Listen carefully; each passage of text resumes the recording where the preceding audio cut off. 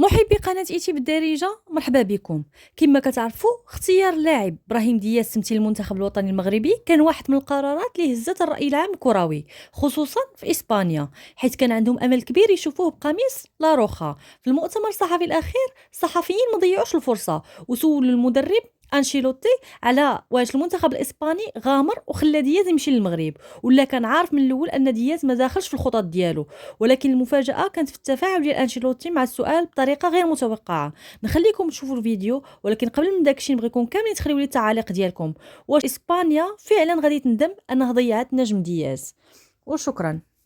Como hombre de fútbol, como entrenador de Brahim, ¿piensa que España ha corrido un riesgo demasiado grande dejando perder a un jugador como él? Bueno, no sé. Yo creo que Brahim para nosotros es un jugador importante. Ha elegido donde lo quieren. Creo que ha elegido bien porque Marruecos ha hecho muy bien. Es un gran equipo. Conozco muy bien el entrenador de Marruecos. Han hecho un mundial fantástico.